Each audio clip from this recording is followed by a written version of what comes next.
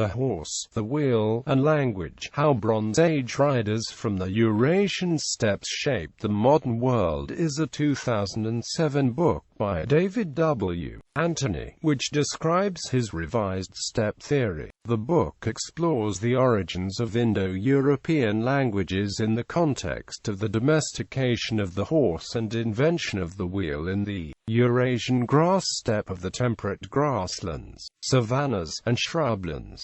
It won the Society for American Archaeology's 2010 Book Award. Description: the relevant archaeological evidence for the early origins and spread of the Indo-European languages is examined, giving support to a version of the Kurgan hypothesis.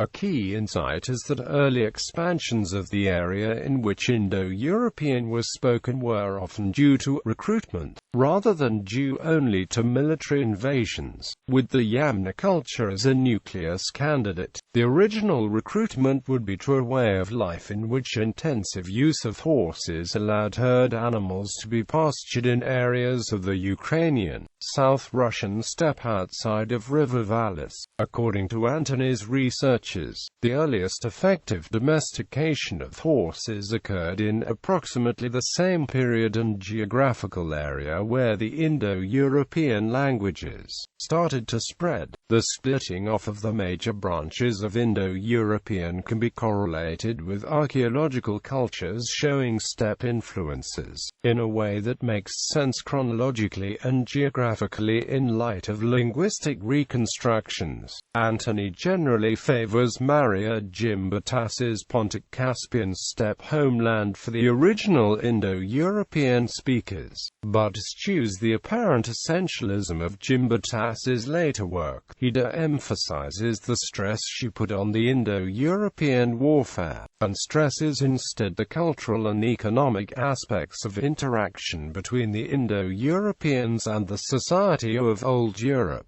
Proto-Indo-European language. On linguistic front, Anthony proposes that the Proto-Indo-European language emerged about 4350 BCE. He bases this especially on his analysis of Indo-European terms for wool textiles and wheeled vehicles. Neither woven wool textiles nor wheeled vehicles existed before about 4000 BCE. It is possible that neither existed before about 3500 BCE, yet Proto-Indo-European speakers spoke regularly about wheeled vehicles and some sort of wool textile. This vocabulary suggests that Proto-Indo-European was spoken after 4350 BCE. Thus, Anthony challenges Colin Renfrew's Anatolian hypothesis that proposed a very long-lived Proto-Indo-European development phase.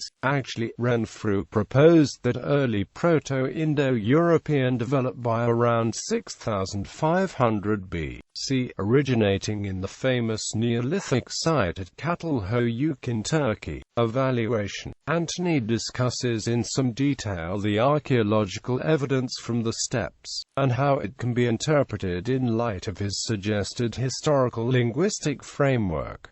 But, in a review, Philip L. Cole suggests that at times Anthony's linguistic model may guide the archaeological interpretation rather than the reverse. Also, Cole cautions about Anthony's proposal that horseback riding developed very early in Neolithic times in the Proto-Indo-European homeland. According to Cole, horseback riding was in fact almost invisible in the ancient Near Eastern pictorial record until practically the end of the 3rd millennium BCE. Nevertheless, Cole endorses the book as a gifted reconstruction of the archaeological record. Few archaeologists can so boldly and imaginatively piece together the archaeologically ascertained past, and the book will be read for years to come for its marvelously rich reconstructions of realistic social interactions, peoples migrating into new areas, and then feasting, fighting, and, to a lesser extent, intermarrying and trading with the new peoples with whom they come into contact.